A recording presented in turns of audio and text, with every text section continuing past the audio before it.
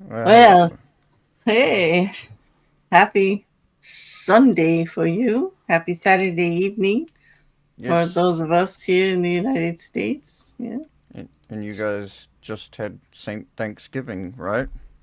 we did. I think I'm finally out of my food coma. It was rough. It was rough. Food comas are so good. They are for the holidays. I think we all tend to eat a little too much. It's hard. It is Mm. hard, but it's so good. It is just so many good memories around it. No, I didn't have to cook this year, Mm-hmm. which is really it was just Oh, different. Yeah, that's perfect. That's what you yeah. want. I was very pleased. Finally, the torch. My daughter wanted to learn the recipes and all, and she took care of everything, and she did a really great job. She really did. You know. And neither did you. That's great. That's great to hear, Mandy. Hey, Mouse. Hey, Mrs. Cassandra. Thank you all for being here. I've been on a little bit of a hiatus. Yeah, I think I'm going to continue it, but I wanted to. This series is so long. Like we really can't take many days off if we're going to finish in this decade. Well, Yeah. yeah. Um. Yes, you're catching something live, AT2. Yes. Wow. It's nice to see you. Happy Thanksgiving to you, dude. Yes, happy Thanksgiving to everyone. Hello, Apostle Sissos. I'm so glad to see you. Everybody, that channel has really been inspiring me lately. Y'all got to check it out. The women are wonderful. It's just the topics of conversation are the conversations we all need to have, and I've really been enjoying it. So thanks for popping in there. At it's good to see you. It's been a while. You know, it's nice, Mandy, when they do that, right? Like when the kids finally like take over. It's really, really good. Yeah. My voice is a little shot, would you say? I don't know.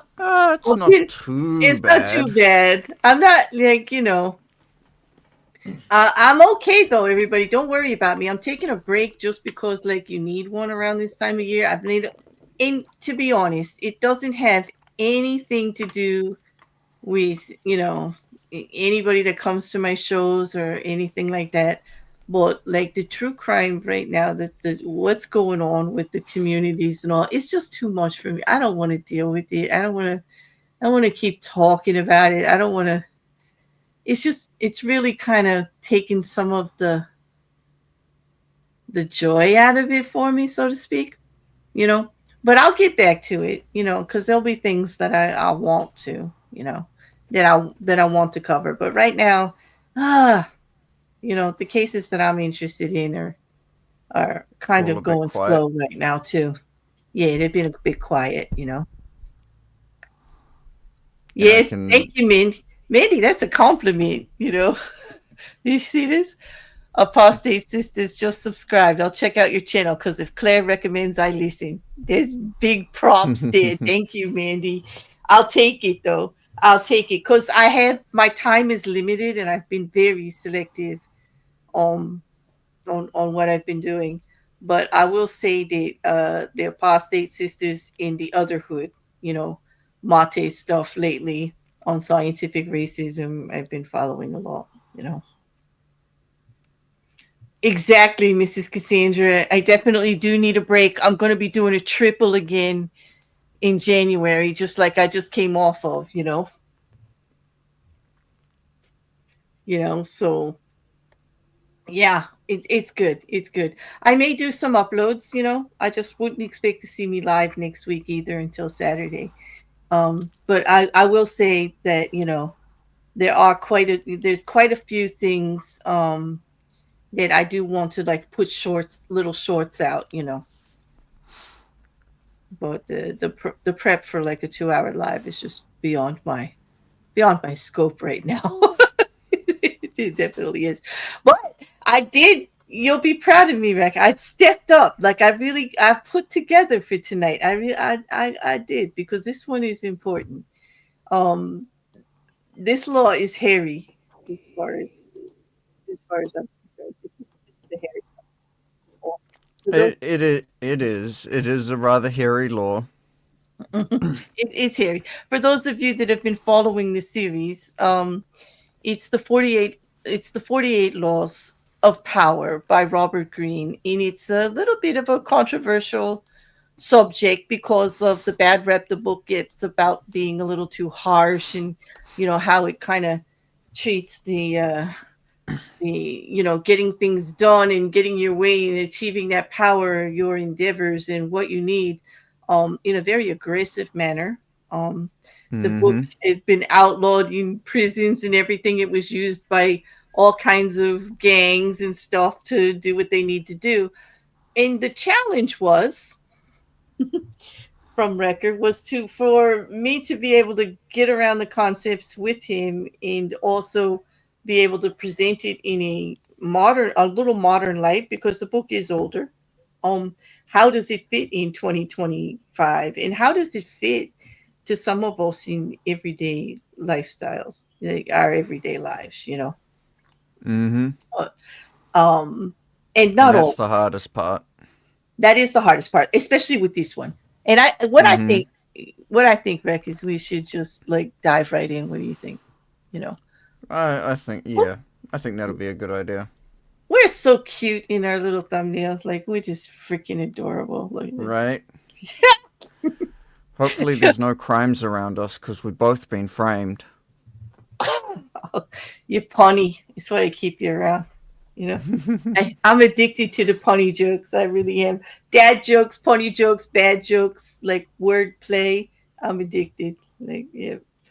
But anyway, anyone not familiar, let us just bring you up to date that this is Law 15. In this breakdown, the law itself is called Crush Your Enemy Totally. And Completely. yeah, settle down, settle down. Okay, this is all great leaders since Moses have known that a fierce enemy must be crushed completely. Sometimes they have learned this the hard way. If the ember is left alight, no matter how dimly it smolders, a flame will eventually break out. More is lost through stopping halfway than through total annihilation. The enemy will recover and will seek revenge. Crush him, not only in body, but in spirit. That was really hard for me to read. Mm. Could you tell? Could you tell? Those of you that know me a little bit or have listened to me for the 4 years plus months that I've been out here know that I don't really subscribe to that out of the box. Uh, is it necessary sometimes? Yeah, absolutely. But this is going to be hard, Greg. this is going to be difficult because, as you all know, what's your favorite book, Rekkr? My favorite book, Yeah. Mhm. The Art Well, of the one, War. The Art of War, right? So we're definitely coming from two different paths on this law, I would think. If Mm-hmm. that's your favorite book, in mine might be, the morality and the ethics of the whole situation, and maybe like, pull away from it a little bit. It's gonna be interesting. But with that, maybe we should just like get right into it. We're gonna read right from the book at first to give you the examples of what Robert Greene is referring to here. Mm-hmm. You're gonna like this one, AT2. Greene uses a lot of history in his examples, You know. Yes, yes, apostate sisters. I would say you did join for a good Lord. There's a lot to talk about on this one. And I encourage you all later in the comments, if you think of something, there's going to be some questions that come up. Like, we want to hear from you in the chat too. Definitely we want to hear from you, you know. So, all right. I'm going to turn it over to you then, Rick, for the first one. You get the transgression. Let's see if we can Yep. say this properly. Um, what's that guy's name? It's Shang Yu. Is that it? Hey, Shang. Yeah, Shang Yu and Liu Okay, Pang. Shang Yu. And Liu Pang. History. Here we come. It sounds like an Art of War thing to me. There we go. Mm-hmm. Transgression of the law. No rivalry between leaders is more celebrated than in Chinese history. No rivalry between leaders is more celebrated in Chinese history than the struggle between Shang Yu and Liu Pang. These two generals began their careers as friends, fighting on the same side. Shang Yu came from nobility, large and powerful, given to bouts of violence and temper. A bit dull-witted, he was yet a mighty warrior, who always fought at the head of his troops. Liu Pang came from peasant stock. He had never been much of a soldier and preferred women and wine to fighting. In fact, he was something of a scoundrel. Ooh, that's a word. But he was wily, and he had the ability to recognize the best strategies, keep them at to recognize the best strategists, keep them as his advisors, and listen to their advice. He had risen in the army through these strengths.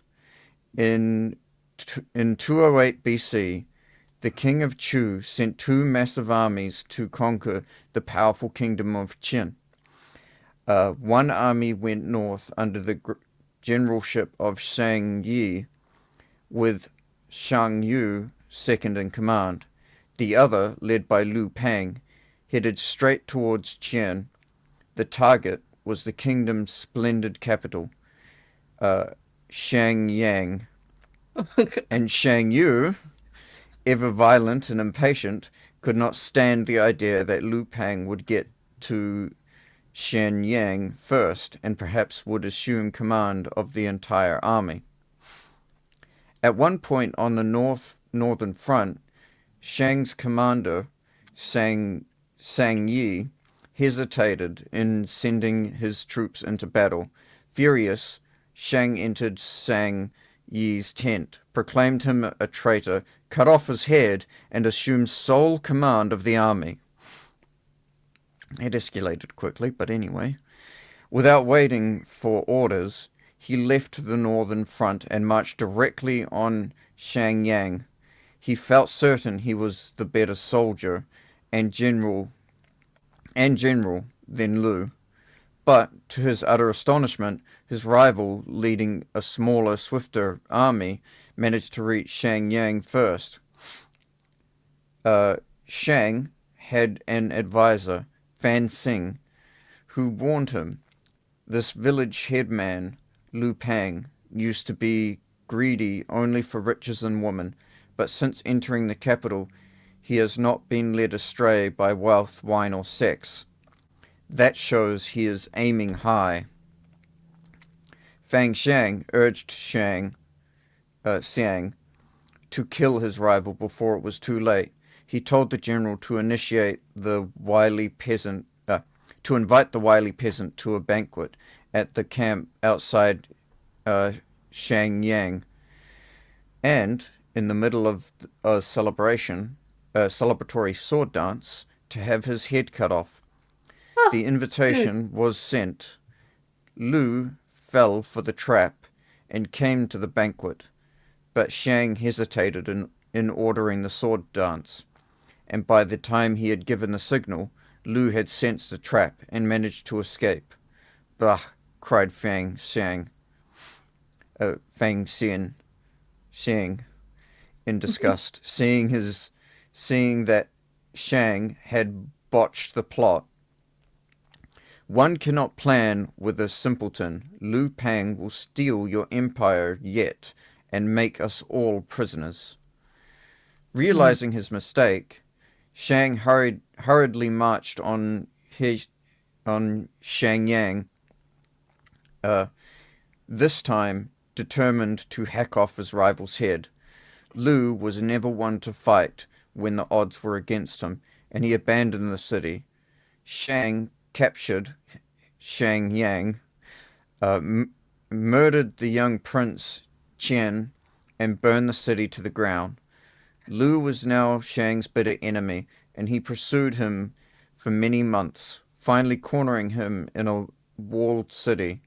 Lacking food, his army in disarray, Lu sued for peace. Again, Fang Xian warned Shang, crush him now. If you let him go again, you will be sorry later. But Shang decided to be merciful. He wanted to bring Lu back to Chu alive and force his former friend to acknowledge him as master. But Fan proved right. Lu managed to use the negotiations for his surrender as a distraction, and he escaped with a small army. Shang, amazed that he had yet again let his rival slip away, once more set out after Lu, this time with such ferocity that he seemed to have lost his mind. At one point, having captured Lu's father in battle, Shang stood the old man up during the fighting and yelled to Lu across the line of troops, "Surrender now, or I shall boil your father alive." Oh, Lu calmly, he's very creative with his methods of disposing of people. mm. Um, Lu calmly answered, "But we are sworn brothers, so my father is your father also. If you insist on boiling your own father, send me a bowl of the soup." Ah! Oh, That's yep, that's a thing. That's definitely a thing. Shang backed down, and the struggle continued. That's oh, good. I I bet his guess father was so. happy. I would hope so. Oh my god. I- A few weeks later, in the thick of the hunt, Shang scattered his forces unwisely, and in a surprise attack, Lu was able to surround his main garrison. For the first time, the tables were turned. Now it was Shang who sued for peace. Lu's top advisor urged him to destroy Shang, crush his army, uh, crush his army, show no mercy. To let him go would be like rearing a tiger. It will devour you later, the advisor said. Lu agreed. Making a false treaty, he lured Shang into relaxing his defense, then slaughtered almost all of his army. Shang managed to escape alone and on foot. Knowing that Lu had put a bounty on his head, he came he came upon a small group of his own retreating soldiers and cried out, "I hear Lu Peng has offered 1,000 pieces of gold and a fife of 10,000 and a fife. Yeah, I think it's a fife. Yeah, Thief. yeah, 5 of 10. Yeah. A Hmm. fife of 10,000 families for my head. Let me do you a favor." Then he slit his own throat and died. Oh, okay. I have a lot. Okay.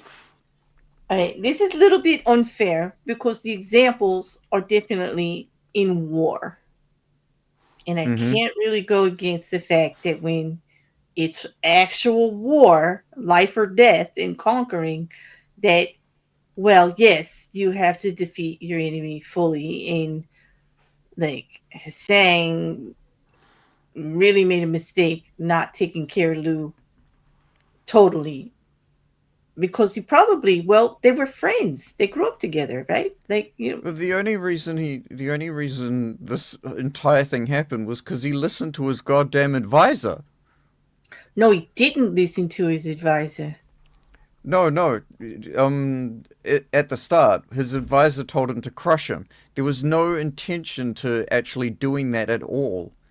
It was the advisor that suggested from the start that he should crush him, even though they weren't even though they weren't actually even in opposing sides. They were just in different platoons. Um, Unless I misread it.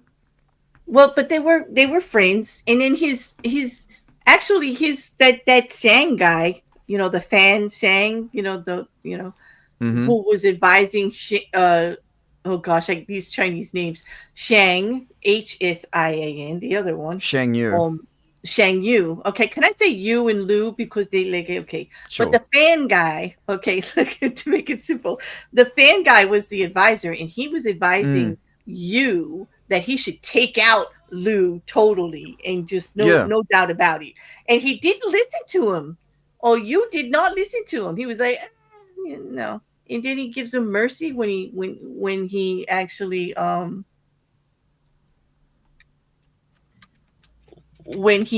sued for peace. He gave him mercy and all of that, and the tables turned. And then when it came to be Lou's turn, he absolutely was listened to his guy, and nope, no mercy whatsoever.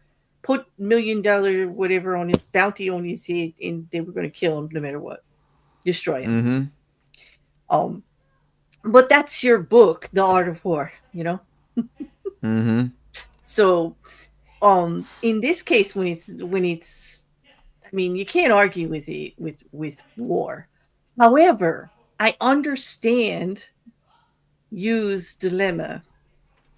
He knows them personally. They were friends and the bonds, and he's hoping that if he shows him some mercy, they can get back to that place and work together, you know. Mm-hmm. Plus, give him a little humility, like he was right. You need to come to my side, and you need to do it my way, and I'm the winner. I can understand being in that mindset. He's not looking at it as a um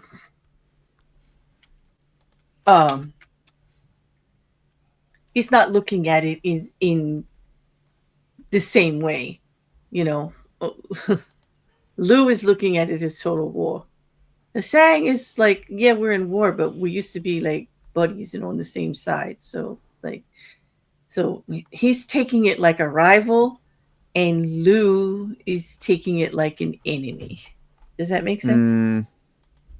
We were Yeah. talking about this before the stream, right? Like, when does Mm. it? When do you actually treat somebody like just a rival, and when is it an actual enemy where you got to go full out and protect yourself and do this whole conquering thing and whatever? In an aggressive power move. And you came up with the first word, right? What's the main thing that differentiates that you can tell the difference between the two? Intention. Hmm. And at first, you thought that that was just the only one, like the word, the main thing. It is the main thing. Intent is the main thing. Okay. But then Mm. there's like, I said capability, right? Whether or not that rival is capable of causing you great harm. Like, how serious is that threat? What are their resources and everything like that? And in this case, it was a serious threat. And I think that you made serious mistake Mm-hmm. by not analyzing it properly. And I kind of feel dirty even saying that he should have just offed with his head, but he should have offed with his head. He shouldn't have listened to his advisor to begin with. He's the general. He's responsible. The advisors can give you all the advice you want, but it's still your call, So Mm. you can't blame it on the advisor, right? It was the advisor that basically said to do it. They No, weren't he's even in competition before they did it. This is true. Oh, you mean to start the war? Yeah, No, you, to start the war the, between the the two of friends. them that Yeah, caused the rivalry that turned into enemies. Yes. yeah. Hmm. It was just like what? Hmm. Why? Here's a good comment. Mercy is a tough thing to try and implement around the type of around that type of conflict, but more often than not, once a friendship is damaged like that, there is little to no chance of it coming back from it. I agree. Yes. I kind of agree there, especially in this kind of a conflict. Okay, not all, you know, yeah, yeah. At agrees with you about that advisor. Yes. So I didn't realize you were talking about him starting the whole thing. No, no, yeah, yeah. I was talking about the advisor starting the whole thing. Like Mm-hmm.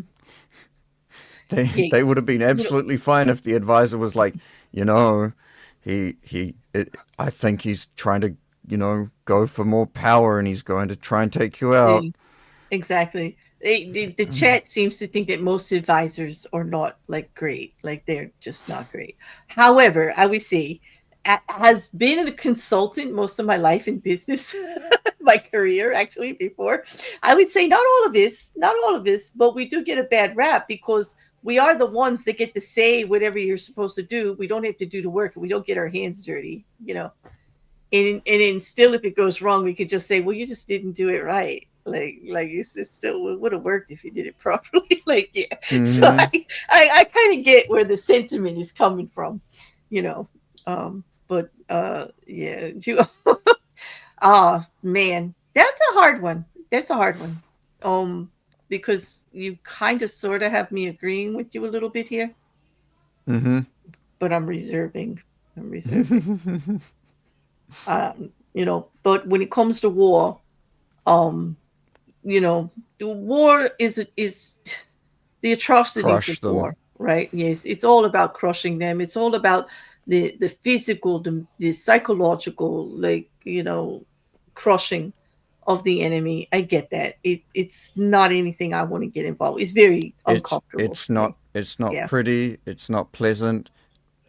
No, But that's why they call it war and not fun and games, exactly. right? It's called war. Mm-hmm. It's not fun and games. It's not like let's make friends. It's like off with their head. But Like unless you're talking I get. about Japanese war, because fun fact, um, I can't remember where I heard it, but during their war times, the samurais would actually like when they went into battle, it wasn't like how you traditionally imagine, like one unit coming in, one another unit on the other side, and they clash. They Mm. kind of buddied up and sword fought each other one on one, Oh, you and like mean if someone didn't, civilized war play? Yeah, I got. I that's a real thing. I thought it was yeah, only in yeah, like and shows I and if watch. the, no, and if they didn't have someone to like fight, they would just stand on the sidelines and cheer. So there was no doubling up on people or on. Nope. How freaking civilized is that? Like that's my kind of war. This my kind of war. Okay. I mean, to be fair, it probably did happen. There probably were times where they were like all of that kind of crazy clashing and stuff. But Yeah, this well, is what I remember hearing. I they, can't remember where it is. It was they from some Japanese historian. yeah, they did lots of things like poisoning whole villages and like taking out whole You family know, so lines, you know, and who doesn't dynasties do and a stuff. few village poisonings every once in a No, while? And uh, but I no, mean, that's wait, very what? civilized. Yeah, yeah. No, seriously, seriously. I don't make light of war. War is horrible, No, and this war is law terrible. is kind of based on it, pretty much. But Mm-hmm.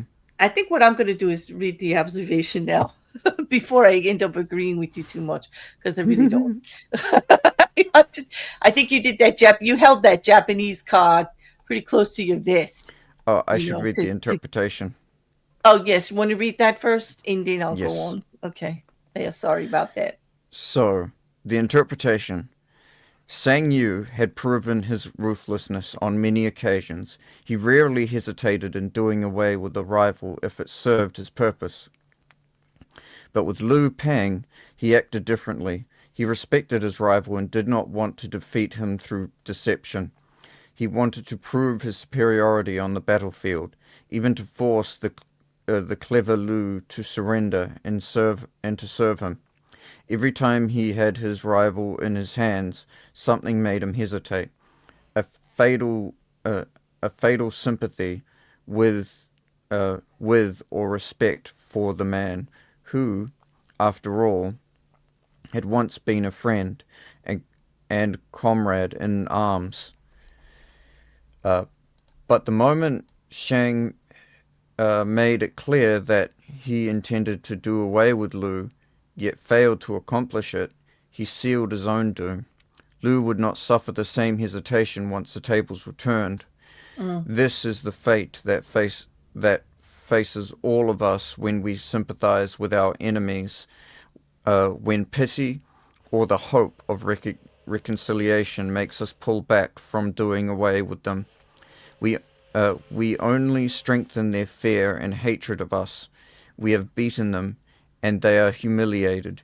Yet we nurture these resentful vipers who will one day kill us. Power cannot be dealt with this way. It must be exterminated, crushed, and denied the chance to return to haunt us. This is all the truer with former friends who have become an enemy.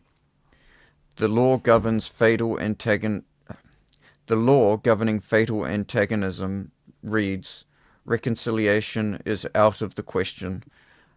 Only one side can win, and it must win totally. Liu Pang learned this lesson well. After defeating Shang Yu, his son of a farmer went on to become supreme commander of the armies of Chu, crushing his next rival, the king of Chu, his own former leader.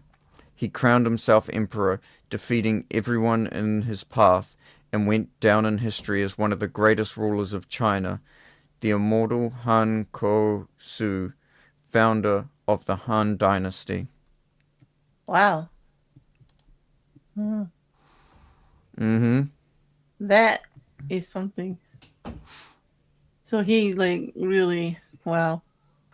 Well, he definitely didn't make that mistake ever again.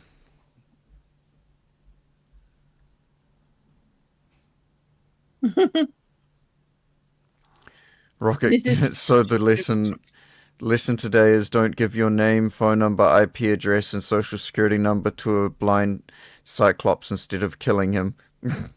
Yes. Mhm. This is more my style. AT. I have to quote DS9. A true victory is to make your enemies see they were wrong to oppose you in the first place, to force them to acknowledge your greatness. And if I can do that without killing them, yes. Because you Well, don't get destroying them acknowledged. completely isn't necessarily killing them. It's No, I don't necessarily. We're destroying them. gonna get there though. Yeah. Yeah, Go ahead. Yeah. destroying them completely actually does fit into that. A true victory makes your enemies see they were wrong. Because if you can Mm-hmm. do that to them, you have defeated them completely and entirely. You have. You have. Okay. So we're gonna tell you another historical story here about the observance of the law, how to use the law to your advantage. Because as we saw in the one that Rekkr read, the transgression, that didn't really work out for Shang Yi Yu the way it should have. It did work out for Liu, but not for you, the Wu or you, whatever that is.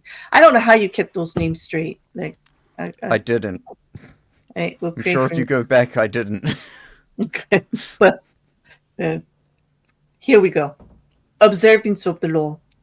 Wu Chao, born in AD 625, was the daughter of a duke, and as a beautiful young woman of many charms, she was accordingly attached to the harem of the Emperor Taishang. The imperial harem was a dangerous place, full of young concubines vying to become the emperor's favorite.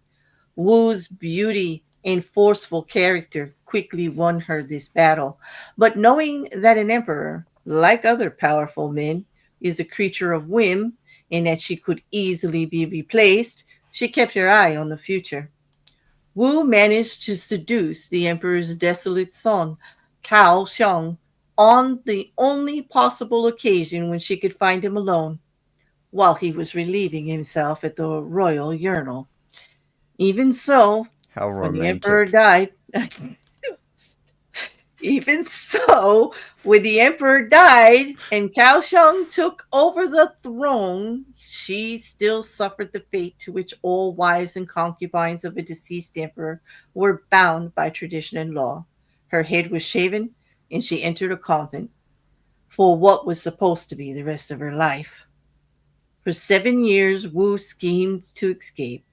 By communicating in secret with the new emperor, and by befriending his wife, the empress, she managed to get a highly unusual royal edict allowing her to return to the palace and to the royal harem. Once there, she fawned on the empress while still sleeping with the emperor. The empress did not discourage this. She had yet to provide the emperor with an heir. Her position was vulnerable, and Wu was a valuable ally. In 654, Wu Chao gave birth to a child. One day, the empress came to visit, and as soon as she had left, Wu smothered the newborn, her own baby. When the murder was discovered, suspicion immediately fell on the empress, who had been on the scene moments earlier and whose jealous nature was known by all. This was precisely Wu's plan. Shortly thereafter, the empress was charged with murder and executed. Wu Chao was crowned empress in her place. Her new husband, addicted to his life of pleasure, gladly gave up the reins of government to Wu Chao, who was from then on known as Empress Wu. Although now in a position of great power, Wu hardly felt secure. There were enemies everywhere. She could not let her guard down for one moment. Indeed, when she was 41, she began to fear that her beautiful young niece was becoming the emperor's favorite. She poisoned the woman with a clay mixed into her food. In 675, her own son touted, oops, whoa, I just jumped a page, sorry, touted as the heir apparent, was poisoned as well. The next eldest son, illegitimate, but now the crown prince, was exiled a little later on trumped up charges. And when the emperor died in 683, Wu managed to have the son after that declared unfit for the throne. All this meant that it was her youngest, most ineffectual son who finally became emperor. In this way, she continued to rule. Over the next 5 years, there were innumerable palace coups. All of them failed, and all of the conspirators were executed. By 688, there was no one left to challenge Wu. She proclaimed herself a divine descendant of Buddha And in 690, her wishes were finally granted. She was named Holy and Divine Emperor of China. Wu became emperor because there was literally nobody left from the precious Tang dynasty. And so she ruled unchallenged for over a decade of relative peace. In 705, at the age of 80, she was forced to abdicate. Wow. Damn. Wow. So this woman, like, she destroyed her own family, everybody, like, Mm-hmm. just for the power to be emperor. Like, this is what I hate about this, like, this whole conquer thy enemy thing. She may have been emperor of China, but she's not a nice person. She is not a good person. There is no redeeming quality to this woman. That how can you respect, honor, trust? Like, how can you live in fear your whole life that everybody's out to get you? Uh, She ain't lonely. She's just an island. Like, no one's safe around that woman. To be fair, it was sort of normal back then for China. They kind of went through a period of time where, um, uh, well, I think one of the previous stories was where like the Chinese emperors they went through Chinese emperors like it was nothing, No, like I one get it. after the other after another. And I do realize that we're talking about something way back, way back. But we're supposed to bring it to 2025, like, use the story and like what had happened, and then what for 2025 standards. And I'd have to say, like, I know she was under all that pressure because there's no way she could have been emperor. I mean, she was a woman. They put her in a harem. She was the daughter of a duke, and she still was in the harem. Like, they had no real value. It was not anything she could aspire to without all of these manipulations. And by chance, just because her son was too young to be emperor, that she would be, as the guardian, would be the emperor, right? No, or Mm-hmm. do the governing for a while, and then she was good at it, and so they just actually just moved her forward, mostly because nobody was left to move forward. Because she offed them all, or killed, and got rid of all of the competition. But like, I can see in the chat, they're like, people in power, like, you don't necessarily like aspiring for power like that. You really don't find good people up there. But this is just terrible to me. This is just Yes, terrible, Rocket the things Couch. that she That did. is absolutely the lesson for today. Murder is 100% fine as long as it's politically motivated. No, no, that is not the lesson for today. That is not going out on YouTube that way. Neither of you. Bad couch, bad record. No, no, Bear is shaking her finger at both of you, acting at me. No, no, no, no, no, no, no, no, no. It is never. Violence is never the answer. Okay. If you're not in a seriously life threatening, like, if somebody doesn't have your knife to your throat, you No. don't, people For, disagree with you, or you want something, you do not use violence to get it. Okay. You'll wait. No. No, no, no, no, for no. anyone that might misinterpret what I just said, it was a joke. No, no, it was a joke. I know they're joking. Yeah, I'm just making it pretty clear because, like, I hate reading my morning DMs after these sessions. I really do. I can I only just, imagine some of them. I don't. The hell did you let him say that for? I'm gonna start showing them to you, like, God, so it's like, because nobody believes me, like, about this stuff. Like, it's crazy, the stuff that people say. They won't put it on the comments. Like, everybody who sends me private stuff, I'm just like, go to the comment section. At least let me get the algorithm with all this bullshit. Like, don't waste my time in my DMs. But only interpretation. No, all who knew Empress Wu remarked on her energy and her intelligence. At the time, there was no glory available for an ambitious woman beyond a few years in the imperial harem, then a lifetime walled up in a convent. In Wu's gradual but remarkable rise to the top, she was never naive. She knew that any hesitation, any momentary weakness would spell her end.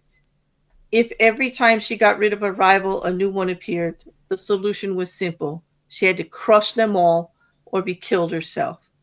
Other emperors before her had followed the same path to the top, but Wu, who as a woman had next to no chance to gain power, had to be more ruthless still.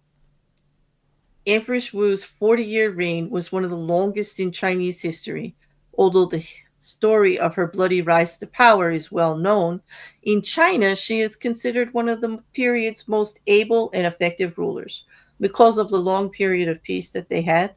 And like I think it was AT2 said in the chat a little bit back that he has seen most often when a woman rises to power to rule a country, there is some peace that happens for a while, but it's Mm-hmm. that rise, it's that ruthlessness. And I'm just not all about it. Like I understand back then that might have been the what she had to do, but I can't translate that to my life now in 2025 and make it reasonable. It is so unreasonable to me. I just can't. I just can't. I just can't. Oh, because I'm not on a war field, okay? And I don't have advisors that are trying to poison me or, you know, rival families that are coming at me. Like, I just can't. I just can't see it. I think that's what happens in civilized with civilization as societies progress. You know, uh, can't do it. Can't do it. You know.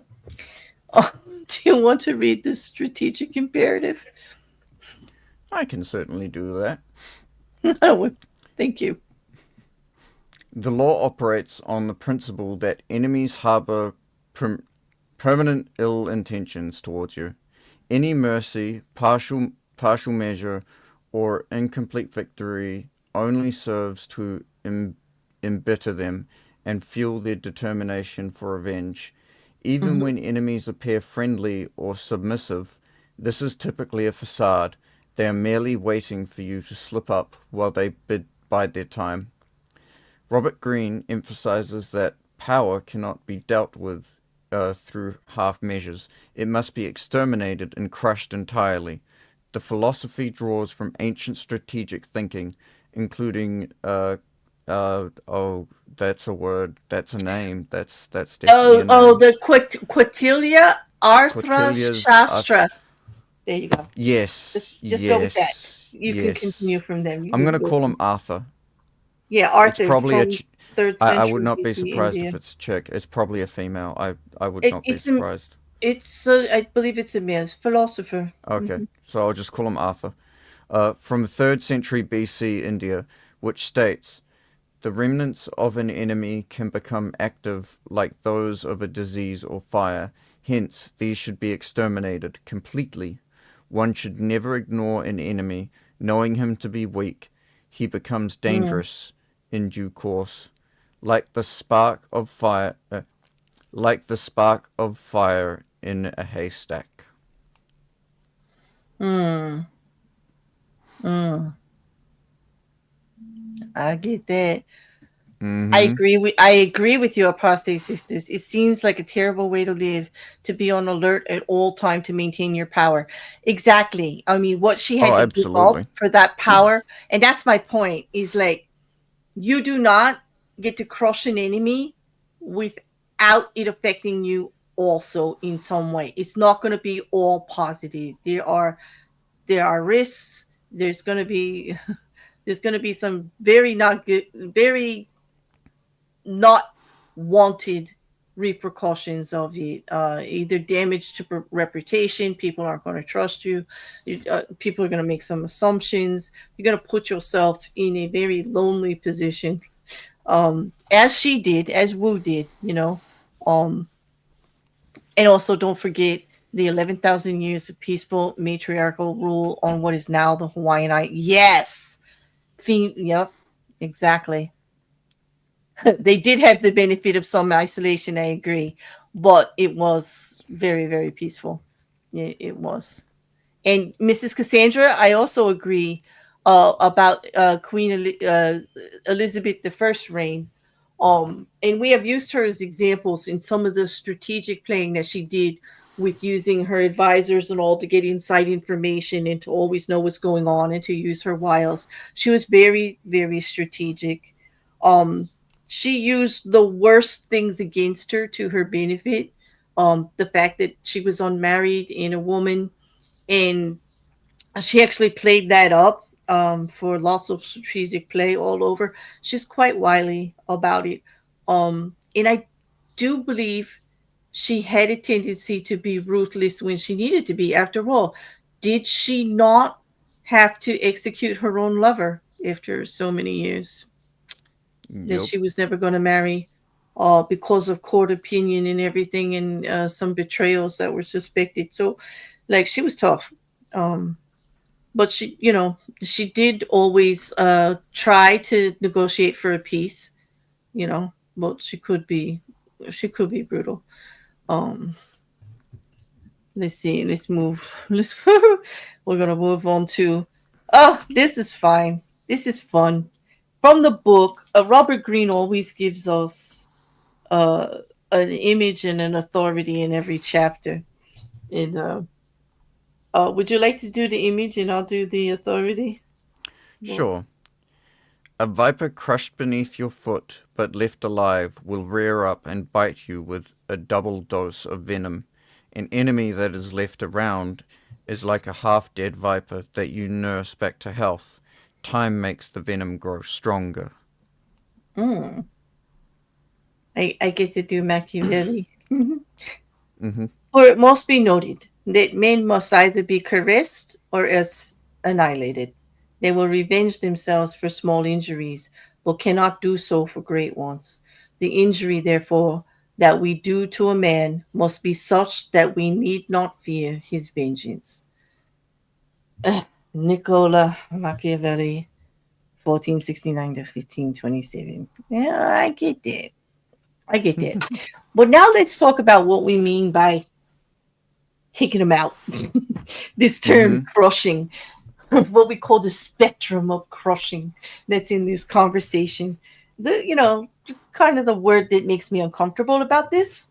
Um, Crushing doesn't necessarily require physical destruction. The law manifests across multiple domains. So Green is using the term loosely, but he's meaning reputational destruction, right? Systematically dismantling someone's credibility and social standing, network dismantling, destroying an adversary's support system and alliances, strategically outmaneuvering, eliminating their capacity to influence the outcomes. Take them out of the game. Psychological break, which is used in the warfare, crushing their spirit and will to resist. Um, but the goal, or the key rather, is ensuring that the enemy cannot recover, infiltrate, or harm you in the future. It's all about keeping yourself safe from them, stopping them in their tracks. Just, it's not, it's brutal. It's absolutely brutal. Um, and I don't think it's all. I'm sorry, I don't think it's always necessary. Even when you're dealing with an enemy, to tell you the truth. So now we're gonna get to the fun part. You ready? Yep. I hope the chat will join with us, and I hope that later in the comment section, please feel free to join in with us now. But Mm. I think you could tell that Rekkr, and I'm speaking to everybody out there at Twitch and Kick and YouTube and in the chat right now, that you can tell that Rekkr and I are on opposite paths when it comes to this exact law. I don't Mostly, find yes. I don't find this law I find this law dangerous. I find this law to be used very minimally and in only the most extreme situations because of what I would call blowback, inevitable blowback of some nature.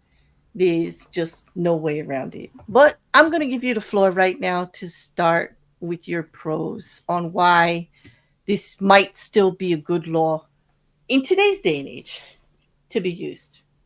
Mm. How to I use it, when to use it, start wherever you want. well, obviously it's proportional. You're not gonna you're not gonna you're not gonna like you're not gonna like go crazy if someone accidentally bumps into you. You're not. It's not a. It's not like, oh no, Mhm. you bumped into me. Anyway, I started blasting. Um, No, of course not. Yeah, yeah. It's it's but like there are a lot of times, not just in history, where if you are too light on someone, they take it for granted. People, I've noticed, people will often uh, take being being treated gently when they've done wrong. Well, when they've come at you, as like they just take it for granted.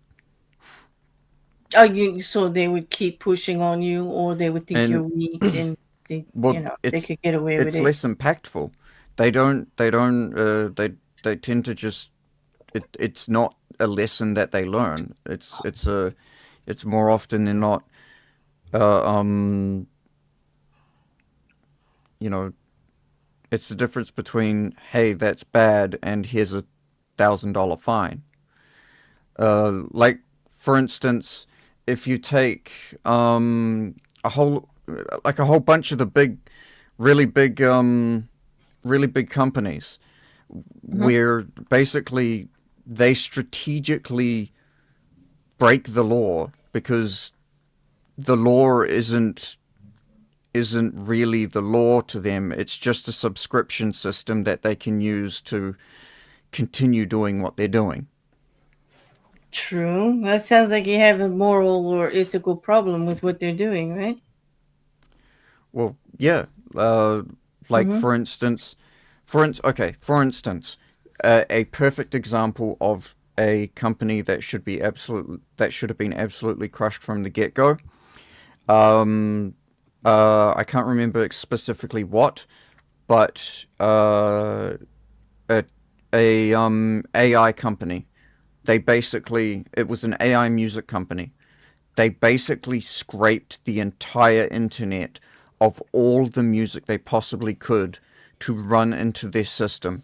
And their actual goal that they came out with was, we will just do it now and suffer the consequences later because it will pay off. And that's not a society that functions very well. I mean, look at it already, um, with companies that think that way. They Hmm.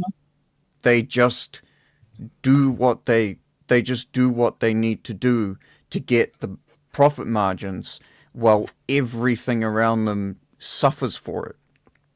And that is good for short term growth, as we all know, but that is not a great long term plan when it comes to business. Because anybody, it is, in a capitalist country, I get that profit, profit, profit. We all do. But profit is not just, when somebody buys it. Like there is a future to a business, so it's great if you're just going to make your money, cash out, and go. But if you're trying to build a brand recognition, name, reputational, long-term effects of a company. If this is it, um, I'd hate to say it's not a good practice, because that is one of my business examples of when this is just not going to be good, because the blowback of taking out the rival uh gets you a reputation. And that means other companies that you may want to work with later are going to may hesitate based on your ruthlessness, based on your known and seen ruthlessness. Like once it's done, you don't get to take it back. It's out there. Everybody saw it. You did it. It's there. It becomes even bigger and larger, the story and the image. And that company has to wear it. Okay? There's no retribution or coming back from it. It is the black black mark that's going to be on them, you know? And is it worth See, it? How much money did you actually make? I mean, these things have to be balanced out. That's why, well, balance is very important in this law. It just can't be haphazardly applied, even well, in which of this course. business competition. I mean, even in cutthroat capitalism, where the dollar speaks the loudest, there is blowback. There is no permanent annihilation of a rival in business. There isn't. No, but more often than not, even if the controversies just get overlooked. They don't. Nothing really Mhm. happens to them. Like I for don't know. Like, instance, look at like AT is saying cough cough Disney. Yes, Disney is struggling and surviving through their reputation right now in all of this, but the reputation is still damaged. Like, they may be still making money, but they are a meme now. And when you're doing a brand in recognition, and that was the future. I mean, give it Disney's six brand months. used to be pristine. Okay, Oh I mean, yeah, it used to be they're pristine. taking a lot of hits now. There are people that, believe it or not. I know that I'm going to get some pushback on this, but believe it or not, there are people that just don't want to get into business with people like this. Okay, when they're looking at their long-term goals and what they've got in mind for their company, they may look at a short-term goal with dealing with somebody who has done something like this in the past. Okay, but don't want to hitch their wagon to you because it's not going to benefit them for the long term. It's going to come up again, and somebody's going to have an issue with this outside. People like to keep it clean, believe it or not. Now, everybody wants to think that Mm, everything in business is all cutthroat and everybody's just a scallywag or whatever. But it's not like that. I've been in business. I mean, it is like that a lot. Okay, Wall Street, some of these things. In certain parts of the industry, cutthroat is actually necessary. It's only necessary because that is what it's become. It wasn't always like that, but that is what it's become. But in general business, long-term reputation and brand building is something that has to be considered on a daily basis. I don't. I kind of have to disagree. I don't think long-term reputation really matters for much. Um, like like for instance, we'll take your biggest bank, Bank of America. Do you know what they did wrong? Does A anyone know lot what they did wrong? mm, No one? Exactly. It you know People have forgotten. But so let me fill you in.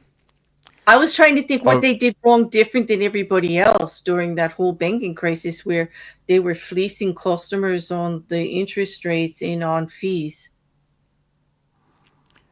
yeah, over 82.7 billion in total fines from 219 separate penalties. Its largest single fine of 16.65 billion was settlement with the Department of Justice Hmm. over the sale of risky mortgage-backed securities prior to the uh, uh, recession. But Hmm. that really didn't affect them. That was what 16.65 billion. How much are they worth? Hang on, let's see. I actually think it did How affect them. much In some markets, was they don't have a bank personal market very much anymore. Anybody in the chat have a BOA account? I know I don't. worth No one today? went to jail. I Today, know. today they're worth 391.78 billion, and they've actually um I'm not denying that you can make money being the bad guy. Like they like I said, like they could still make money, but their reputation is tanked. People in that chat know what Bank of America did, and once you start talking about it, everybody gets a bad taste in their mouth. And just as regular consumers, I mean, Bank of America, I would argue, does not have a personal market anymore. I don't really think they're in mortgages anymore or personal banking as much.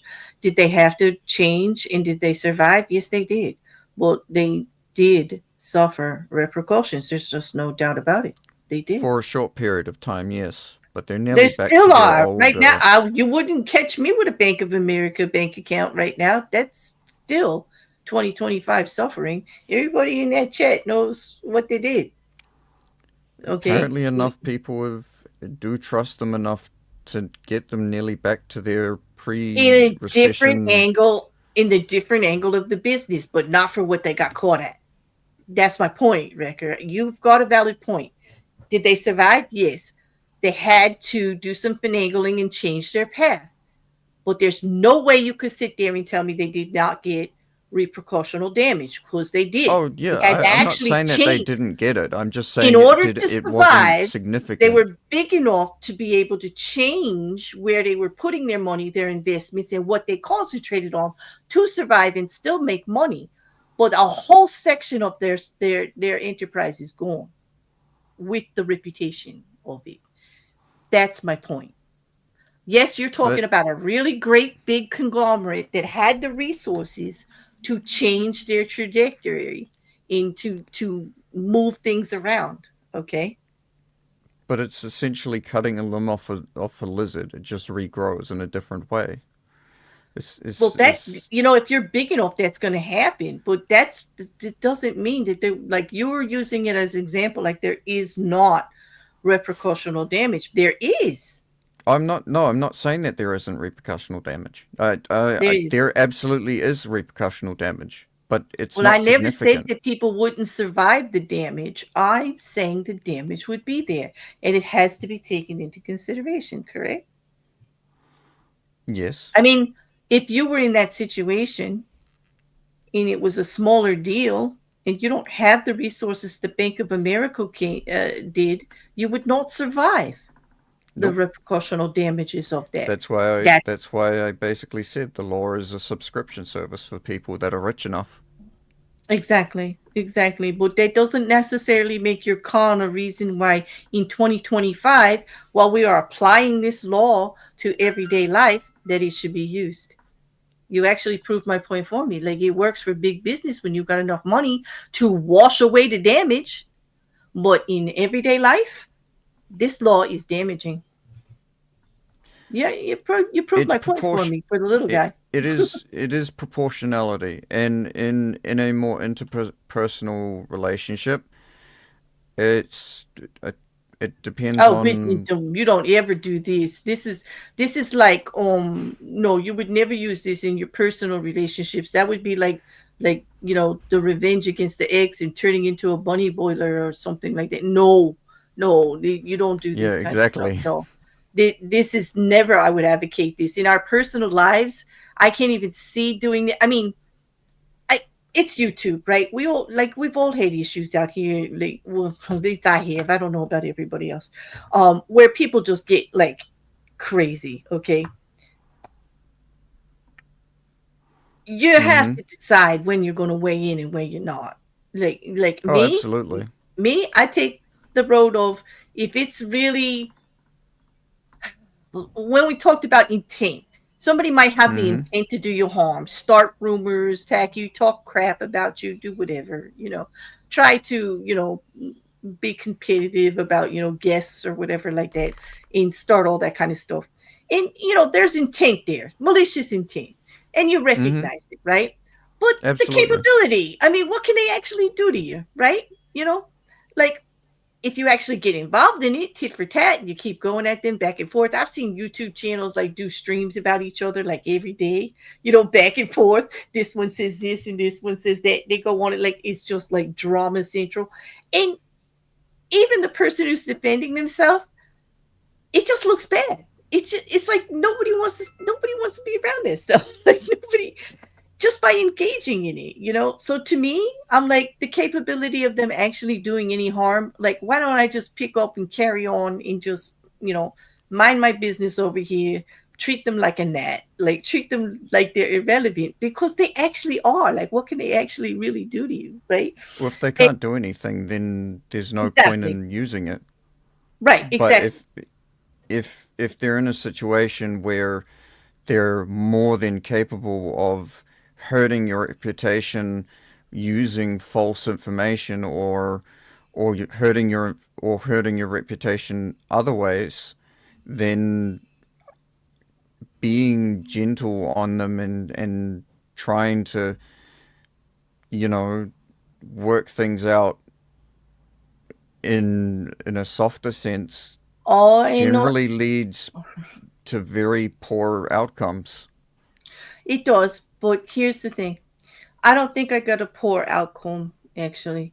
And I'll use a personal example. Let's talk about something everyday life that happens on the internet. Like, hopefully it doesn't happen to a lot of people in the chat or listening later, but some of us out here, well, we will get doxxed, our personal information put out. That happened to me. Everybody knows my full name. I don't hide it, anything, like nothing. Never really did, but somebody did it maliciously, like to try to hurt me. Now, following this rule, I would be responsible to go out and annihilate them and maybe actually do the same thing. You know what I mean? Mm-hmm. But I didn't, and I wouldn't. Um, But that's because they were going to destroy themselves anyway. but you don't know that, right? You don't know that. And you know why I wouldn't do that? Because that's a doxer and a nasty person, and they're out with malicious intent. And so, why would my retaliation be the same thing? Why would I become that? Why would I let somebody's malicious intent and bad, just bad juju? Why would I let them change who I am? Why would I let them change what I believe in is the right way to treat people? Why would tit for tat ever be acceptable? No, you don't understand. This isn't tit for tat. This is a nuclear bomb. This is tit for nuclear bomb. If they're gonna hurt, if they're threatening you in any valid way, no, there is no there's no gentle way of just protecting yourself. But obviously, it is proportional and it is very specific to what is happening or what the circumstances are. Not like, obviously, not, as I said at the beginning, it's not like someone bumps into you and you start blasting. It's more there is someone who has got the potential to ruin you in a significant way. It's you take action. You make sure that you're safe. You make sure that Well, I your think that was livelihood is good. a threatening action, though. Like I'm using it as a personal 2025. So basically, you're saying the only time to use this law is like big business thing in physical threat. Not necessarily physical threat. There's also reputational threat. If the person is able to make a case with people that you're doing something that was untrue or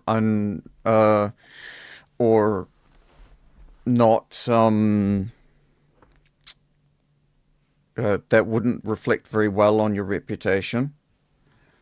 Hmm. Um, but it is it it is circumstantial. Like it is very much circumstantial. You can't pussyfoot around when it comes to certain things. If you do, you're just shooting yourself in the foot for them. Hmm. Like for instance, the circumstance that you put forward, they were no threat. Let's be honest. They weren't a threat anyway. I think They had it does feel very threatening when you have people doxing you and harassing you. It oh does feel threatening. absolutely oh And 100%. so I don't think you can say they weren't a threat. We're talking about 2025 right now in our personal stuff, like relatable this law, making it relatable to the average. Okay. And that's the kind of stuff that goes out here on YouTube all the time. So, Well, they only had enough ability to dox you yeah, you could only get doxxed once. in, yeah. Well, yeah, It's yeah. it I in do. it they weren't a massive it's not, say for instance, it's not like it's a million subscriber channel doing this to you. It Mhm. wasn't a million subscriber channel. No, Um no, it wasn't. It wasn't, and that's why I chose to treat them like irrelevant, because I took the proportion yeah. intent was malicious in everything, but the capability was different. Hold on one Yeah. second. Proportionately, in the way I guess the way I'm interpreting it is that you did crush them in a way. It's just instead of using direct action, which to crush someone, let's be clear, you don't necessarily need to use direct action to crush someone. You can crush someone by doing exactly what you did, which was just ignoring them. Because that's still taking their power away and taking what they could, any ability for them to hurt you away completely. Um, you took control over that situation where you know, they showed your picture and you went, well, this is it. Yep.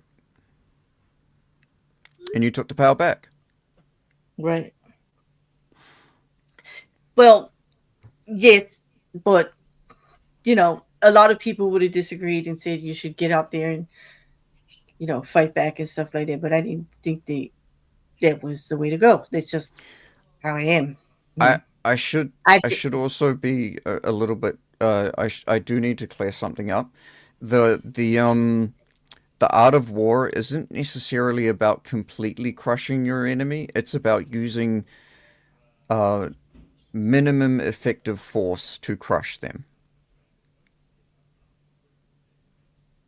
What do you mean minimum effective force to crush them? Well, Like, you use the least amount of resources that you can to do the job. Like, for instance, in your case, you used the least amount of mm-hmm, you know, resources, which was just ignoring them, and that did it. mm-hmm. That's a perfect example. Also, Germany did uh succeeded in preventing France from fighting. Like they just crushed them morally. Like that's one of the examples that was here. You know, Mm, another one was, well, they're all religious cultures, so I'm not going to bring it up. Well, definitely, that did work for them. You know. mm-hmm. The only thing that will work when your enemy is a narcissist. This is true And because they're never that going to is stop. Yeah, you got to make them irrelevant. Yeah. that's Yes, your exactly silence can be your power. That's exactly. yes, I was more absolutely. focused in that situation on making sure I did not become the thing that I thought was wrong. Like people were like, Mm-hmm. "Oh, do you want this one's information?" Like, and I'm like, I don't want to be the thing that I was so offended by, that I thought was so wrong. I didn't want Mm-hmm. that to come, and I didn't, and all the horrible things they were saying, about like if I made any aggressive move whatsoever, would have reinforced some of the things they were saying, like that I would attack people behind the scenes, or that I was a hacker, or like all of these crazy things. And like anything I would have Yeah. done would have played into their hands. So I just chose to walk away, you know, and just, it's irrelevant. It's just Mm-hmm. absolutely irrelevant. It's just lies, and just um Yeah, I know, Mrs. Cassandra. All I have to do is breathe.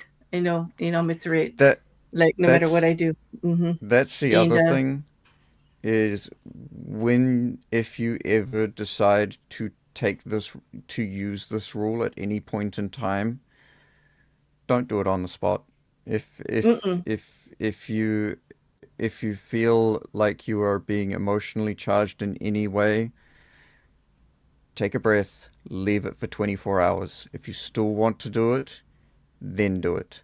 Unless time is of the essence, in which case you have to make a quick decision. right. And that's for physical threats. Like this law in nowadays is not really like it's totally different if it's a physical threat or whatever like that. Well, I'll I'm tell you I, what. Like my brothers taught me one thing. Like mm-hmm, as a let's just say a woman in this world. I know that's a catchphrase, and I'm sorry if men get offended by it, but there is just a thing, and some of you women in the chat may understand what I'm talking about. When you walk through this world as a woman in this world alone, on a sidewalk, in a mall, or wherever, okay, there is a sense of physical threat in some instances. And I know you don't want to hear it, but it has been around for quite some time and it does mm-hmm. still exist. Oh, It's, absolutely. I would say that some women exaggerate it. Yes, they do. But it is something we need to consider. So Mm-hmm. when my brothers taught me how to defend myself, I paid attention and it has come in handy quite a few times. Okay. But what they did teach me that goes along with this law is that I got only one shot and I have to make it worth it. And so, like, I'm not gonna, if you insult me, I am not, or you lay hands on me, I am not gonna smack you in the face like you did something wrong. I am gonna lay you out. Okay. I am going to lay you out because that's what needs to be done. Go for That's the eyes. it. If you're No, ever in a situation like that, go for the eyes. no, my brothers have taught me like pretty well. Like no, I'm not doing like no. I've got a horrifically substantial left hook. Like I've been known to throw some teeth, screw a jaw up. Yeah, uh, my brothers taught me well. They taught me very well. They all also taught me lots of things about my knee. They also told me how to use leverage. I could uh probably toss somebody twice my size, like off of me, like that was coming up Mm-hmm. behind me or whatever. My brothers were serious about it. Um, but It's not everybody, has that. But I will go there if I feel I physically threatened that way. Like I do understand the need if you feel physically threatened, but that's not exactly what yeah. we're talking about for the law. No. Green seems to think that in order to have your power, you need to be able to do this at the drop of a hat. And I'm like, no, actually, to keep your power, you need to not do this at the drop of a hat.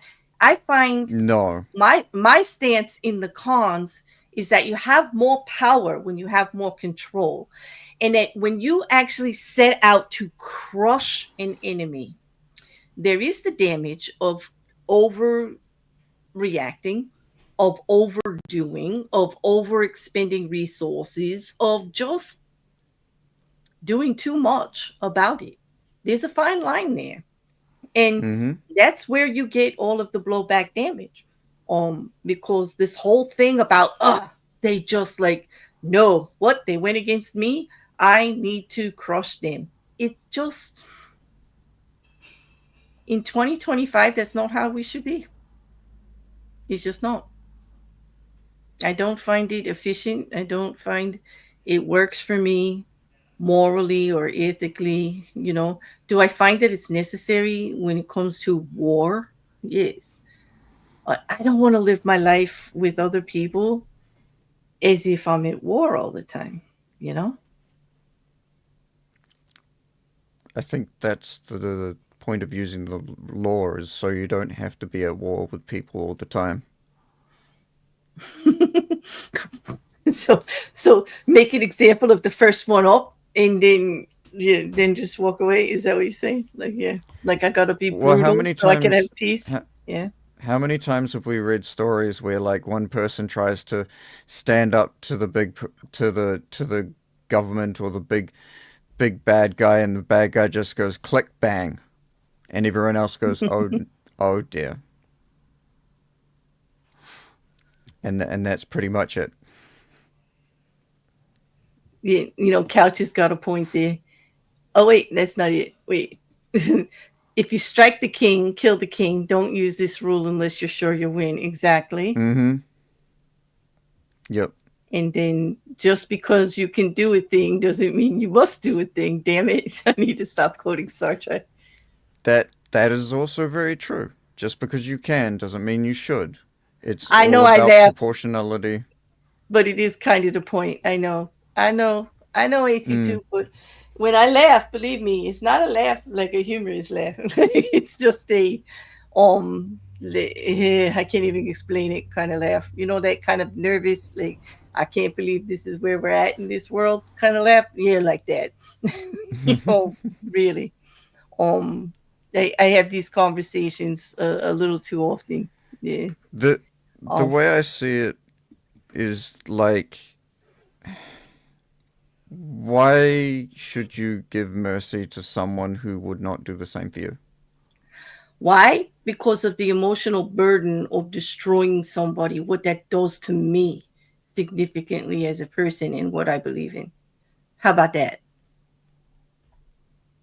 Yes, if that's how you feel, but it wouldn't Well, change what could happen. listen, when you directly cause somebody's complete destruction, like now, okay, you take out that guy at work who really, like, he was going to take down your business and you knew you had to do something. And so you made it so that he lost his business, he lost his job, and everything. Like, and whether you want to believe it or not, now he, may lose his home, his kids aren't eating. Like, you have made damage that is permanent, really, really But he permanent. Are you but going he to was tell going to me do that the exact nobody same has thing to. second?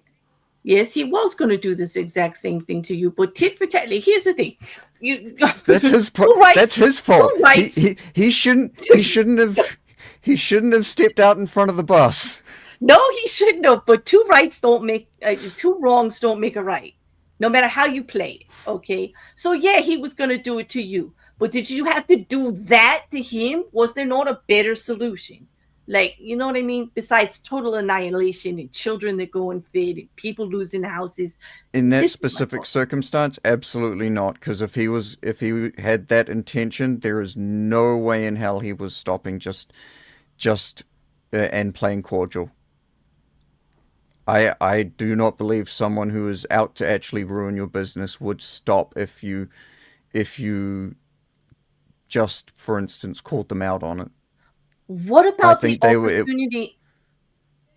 What Hmm, about what about the opportunity to take the situation to fight against him and like fix your business so he can't cause the harm?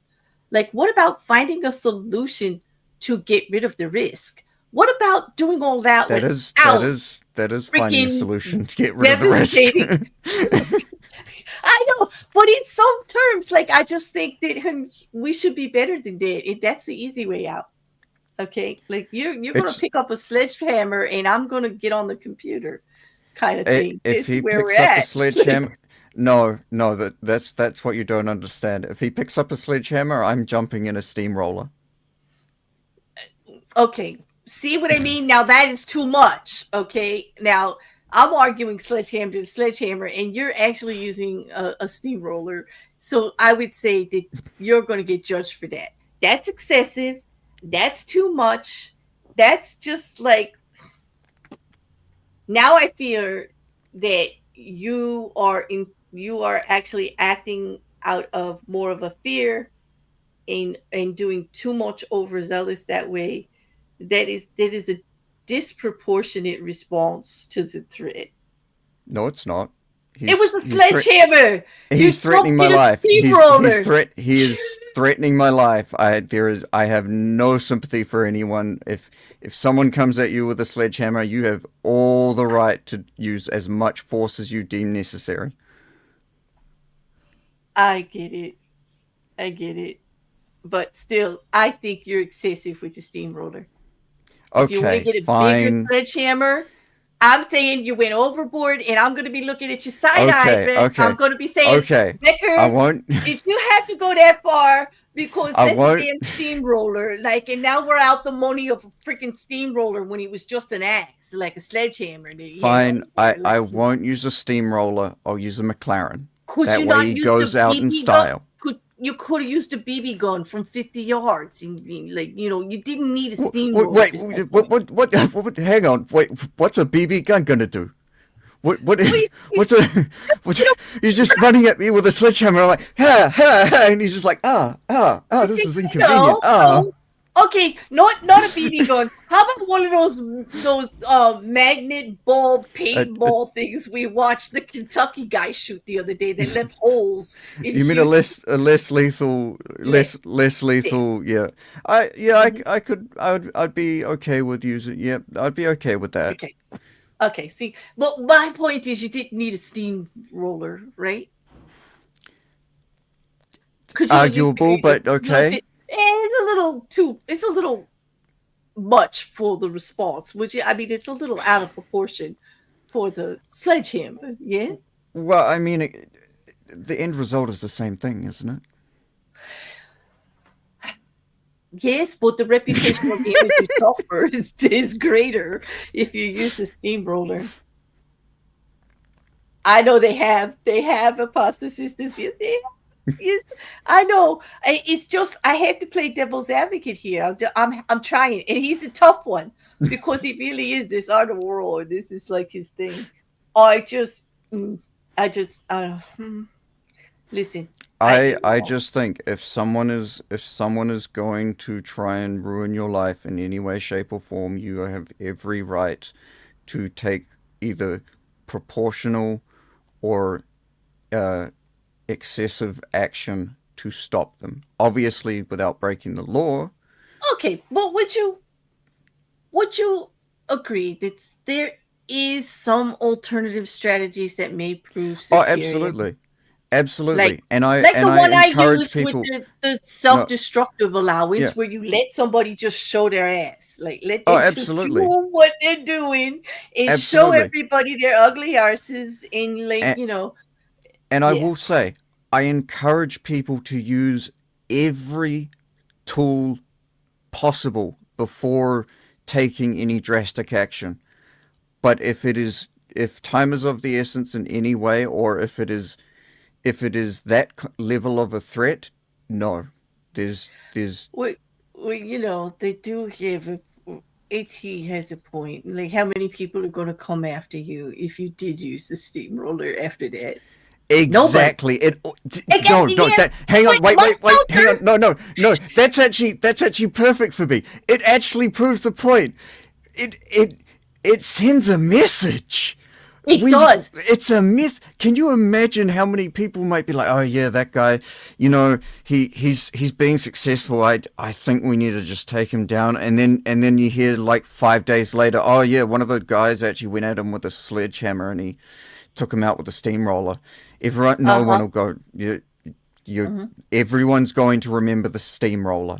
Yes, they are. And every time you go on another joint venture and you got to build a team or you're going to get No one's going to investors come at me or with a sledgehammer ever again. nobody, nobody is. But how many people are going to invest in you when you are that over invested in your retaliation?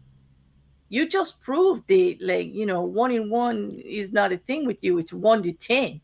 Like, so, like, what I'm saying is if the long term goals will be affected by if that the action, whether you like it or not. Yeah, you killed the sledgehammer. Yes, you did.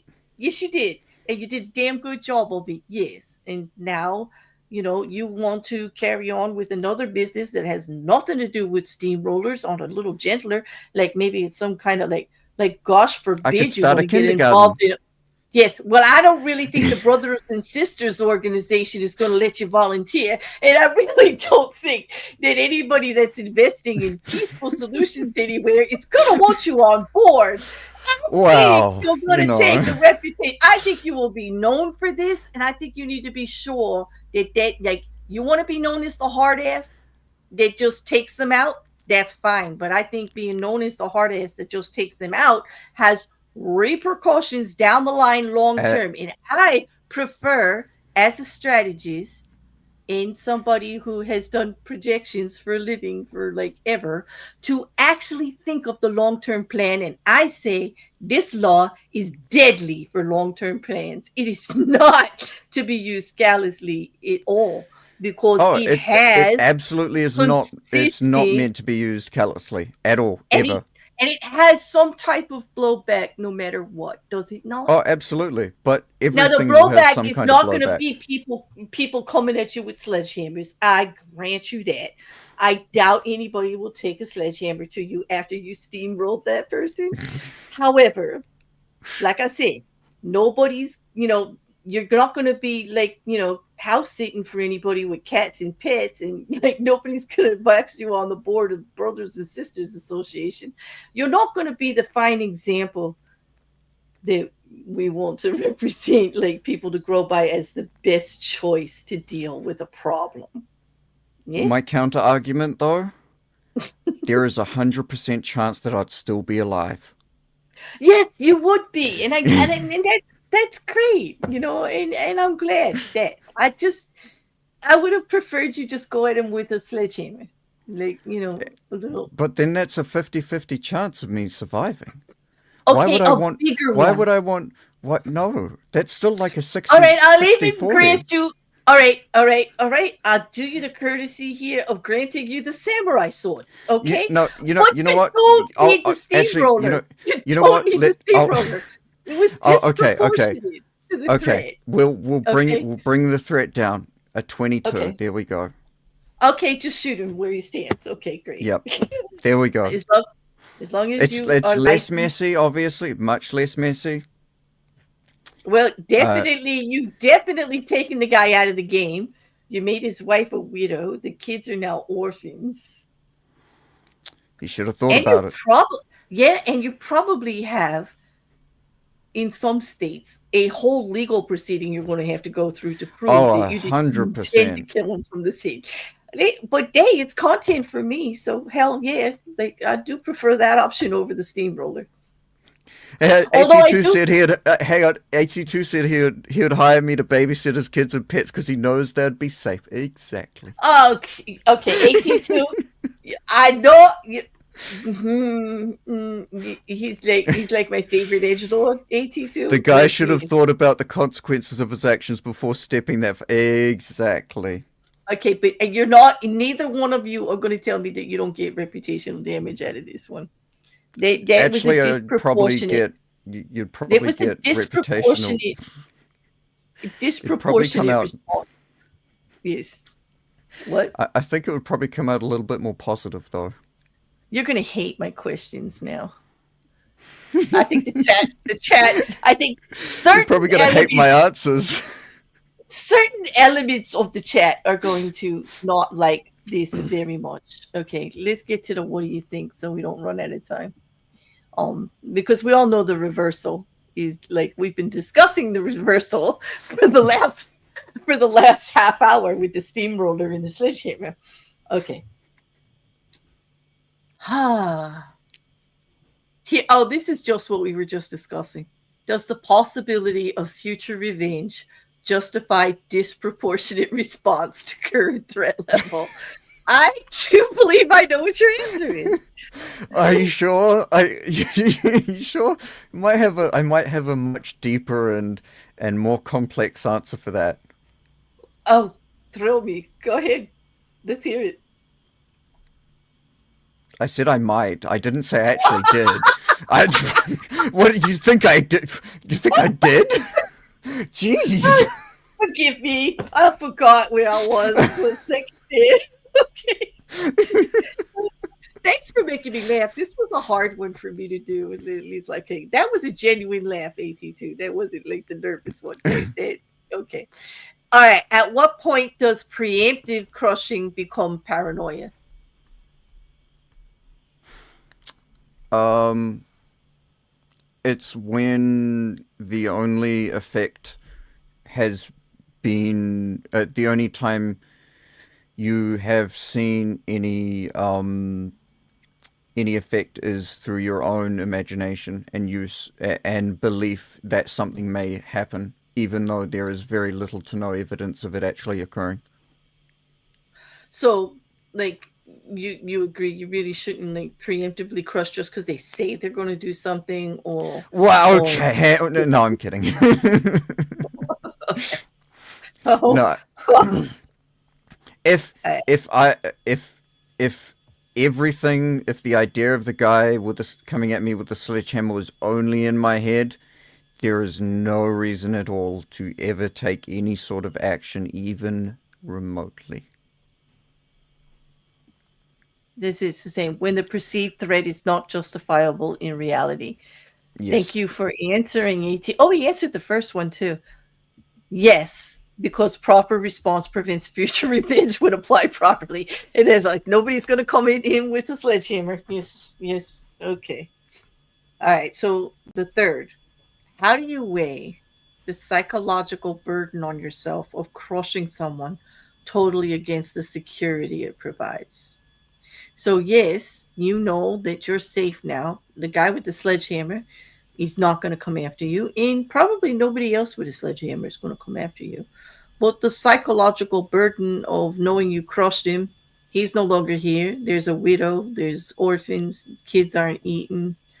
Um, a mother just lost a son, and a father lost a son, like all of the relatives, whatever, all the people that loved and cared for him, they're gone because you ran him over with that steamroller. How do you deal with that? Your safety versus what you did to somebody. he should have made better decisions. So you weigh that totally in your favor. Like you got no problem whatsoever. If he was coming at me with a sledgehammer, absolutely not. Okay, all right, okay. What if it wasn't life or death though? What if it was If it just wasn't this? life or death, well, as long as my reaction was proportional, I would have no qualms with it. If I act rash and disproportionately um, reacted to someone's actions, absolutely that would crush me. That would absolutely suck. I would not. That I would probably struggle to sleep. But like Well, that's why I you've always got to weigh out the you got to balance it the out. That's all I proportionality of needed the to hear situation. is the Okay, acknowledgement okay, okay. Hang to on. Let be me let me just let me valid. just clear the air, everyone. Hmm. If you bump into me into the middle of the road, I'm not going to get a steamroller and then chase you down the road. You can Good to bump know. into me and be like sorry, and I'll be like, oh sorry, and I'm not just gonna get blasting. Mm. What if I steal your chicken, your fried chicken? Oh, come on, there's lines, okay? There are lines. There are lines. Okay, Come on, chat. Do you agree with me? There are lines. There are absolutely lines. okay. Wait a minute. Number three, I am an instrument of fate. They made their choice, and I merely am a conduit for the consequences of that choice. I Exactly. I can't not get behind that one. That's okay. And now I'm gonna read four, even though you already answered it, 82. But you ready? You're not gonna like this one very much. Who is more corrupted? The spared enemy seeking revenge, or the victor who crushes completely? Neither. They're equally corrupted. No. It's just it's I don't believe you'd have to be corrupted You to don't think an enemy coming after you seeking revenge is corrupt? um I I find corruption, the idea of corruption is um only a matter of perspective. Most people who act in very rash ways have justified their actions and not legitimately, obviously, but they can rationalize that, or they do rationalize their actions, thereby feeling that they aren't corrupt. It's more They of, may feel that they aren't corrupt, but what about those of us looking at the situation? Could we not look at them as being corrupt? I know I would. if they were the aggressor, absolutely, 100%. Okay. Um, but that sits more on a matter of perspective. Hmm. Well, then that brings us to, are there ethical red lines that should never be crossed, even in service of total victory? Yes, absolutely. If the reaction, if the if the reaction is not um, reasonably proportional the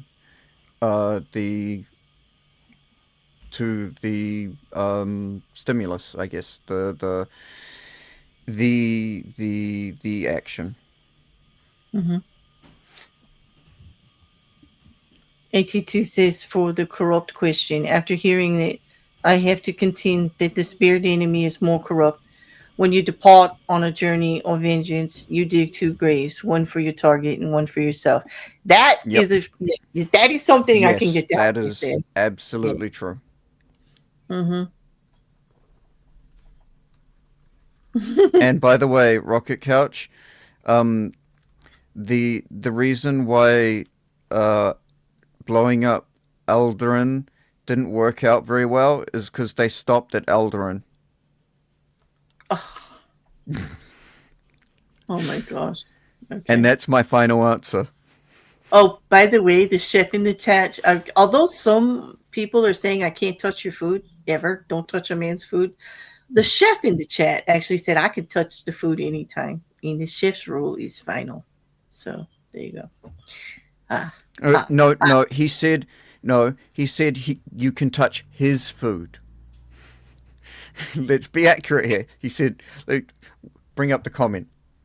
Come on. I like, he does. He did. He did. He said my He food. did. Exactly. And Waffle over here is speaking for all men and you. Exactly. I'll tell you what, I like fried chicken almost as much. And I'll touch it if I want, because I'll bet you I'm the one who had to make it. So there you go. In Yeah, me, fair enough. so there you go. See? Yeah. Okay, so uh, yes, there are lines And that you do and not cross, such as intentionally type targeting the innocent. yes, Exactly. absolutely. Mhm.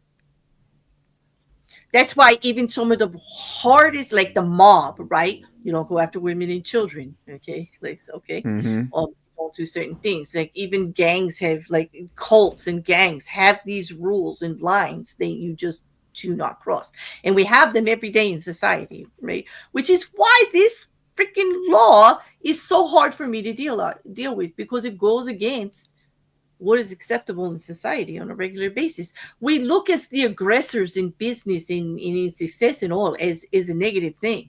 Like they're just, it's not the right thing to do to people. It's mean. It's rough. It's like aggressive. And Absolutely. and when we dealt with this with other laws, when we were doing the 50th law, the one that 50 Cent did with Robert Greene, when we did that one first, in how, you know, the way society looks at it, it's not acceptable. It's not acceptable to be the aggressor or to be the manipulator in a situation or anything, but they may be necessary in business or in an endeavor to get through in mildly inappropriate manners, mildly. Like, but not like this law is like over the top, like over the top in the way he's like, no hours barred. You go to the wall, you just crush them. Like they step out of line, and like Rekkr said, you get your steamroller. There they go. Okay. And I Mhm. just don't agree with that. I just think there are lots of other ways like to deal with it. Oh, there are Okay. lots of ways, and as I said, I advocate for the use of every other possibility before taking any drastic action. Oh, so then you agree. Like the other question was, does the law's effectiveness depend on ignoring conventional morality? Because you're actually saying we should take conventional morality in consideration Well, before we decide to I, go there, no, right? I have qualms with morality because morals are too flexible. Uh, Morals are way too flexible. One person's morals might completely contradict another person's morals, but You they mean, both may be morally justified in their actions. yes, I get it. Like when people say murder is wrong, Hmm. unless like this Well, happens or unless let's that take the happens. guy with the sledgehammer. Morally, he felt justified in coming at me with a sledgehammer. Morally, I felt entitled to my defense. My morals went completely conflicting to his morals. I don't Values have, is okay. I like the idea of values better. I like the idea that when you chose the steamroller, you chose ego over morals or Ego? envy. Yes, No, because then I'd need time to actually spray paint my name on it. didn't need to if it was the steamroller. Like, come on. But Like, I mean, anyway. it's one way to send a message. I'm sending my name. It's a message. Mm, true. There's my ego. Then, yeah, it is your ego. And then there was your question, which we'll leave for the like for the chat. Like, I want to know from everybody. Like, just put yourself in the situation with this law. Was there ever a time that you felt you made a mistake by being too lenient on someone you should have been harsher on? And was there ever a time that you felt you made a mistake by being too harsh on someone you should have been more lenient on? Like, all of this is situational for sure. Every situation is going to be different.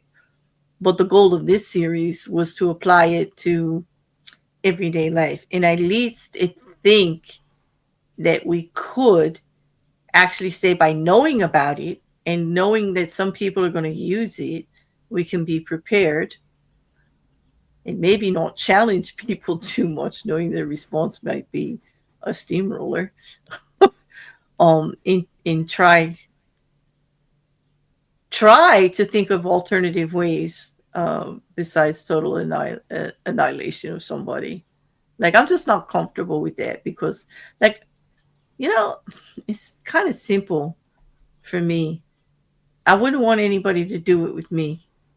If it was a business competition or something like that, I try to stay in the rival category and not become the enemy.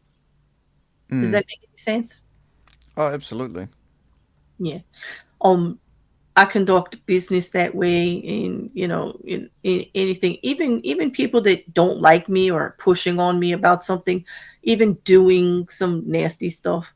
I'd rather stay in the rival category, to where there might be some intent there, but the capabilities, like I don't, we're not going to hand anybody implements of mass destruction. You know what I mean? Hmm. Yep. Yes to both. I have overreacted and let myself get burned by being too merciful after a pattern behavior was established. Same. Ditto. Yep. Hmm. Yep. I think that's very common for a lot of us. Um, Especially when we think that they can somebody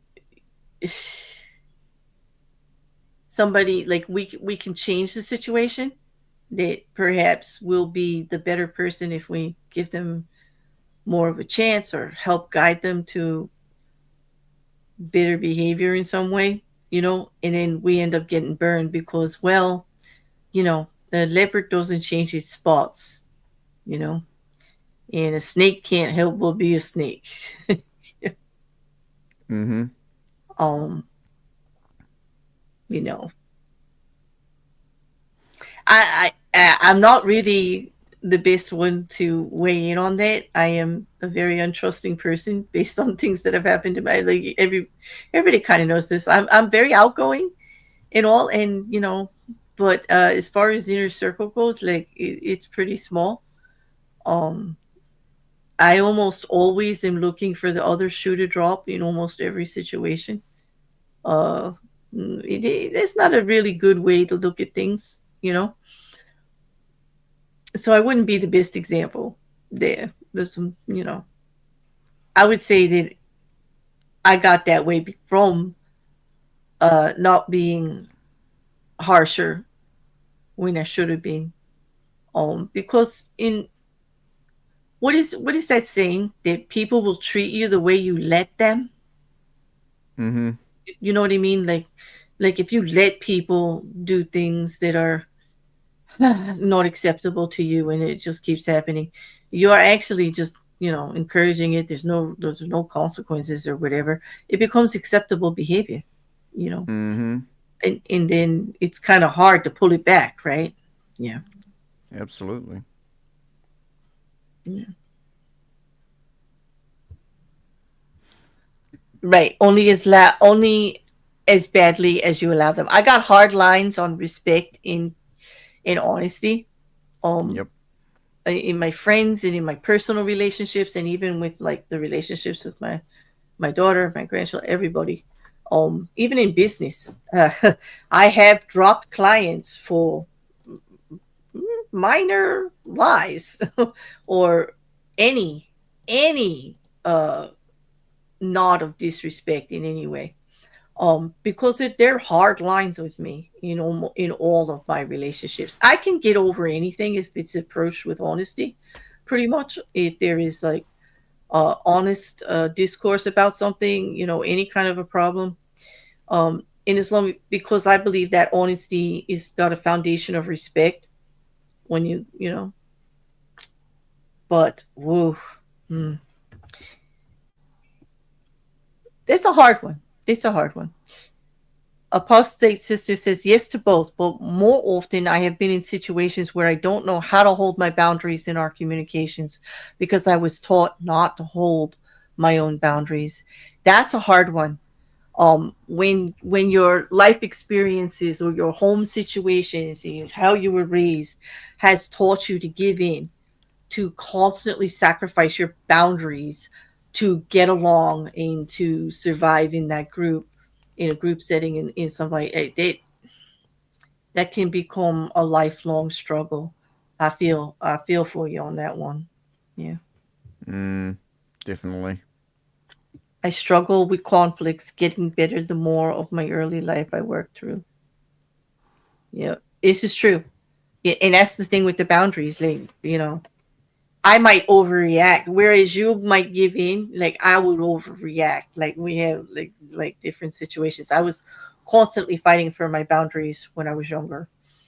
Um, and now I might be triggered to overly respond to a challenge to boundaries. And Mm, actually not give second chances in a lot of places where maybe a second chance would be warranted, or maybe it's not so bad, but like I would like cut somebody off before more damage could be done. you know yeah, the other shoe drop is really all too real. Like that's basically, you know yep, that's my life. Honesty, 100%, exactly. mm-hmm. In You don't have to remember so much if you're honest. It's true. And honest, and honesty doesn't mean like, telling everybody your deepest, darkest secrets. It just means, always coming forward with like the real deal and genuine, and not trying to misrepresent in any way, you know. Hmm. But I don't know, we survived this. Look at that. Yeah. Yeah. We're both in Literally, one piece. and we're both in one piece. And like, of course I can't wait for the DMs to say, are you guys okay? Like, you guys always like are on the same page about everything. Like, what was that like? Like, we'll be back next Tuesday. I mean, no, Saturday. Did I say Tuesday? Oh my gosh. Like, wait, no, Tuesday. We'll definitely be doing another one.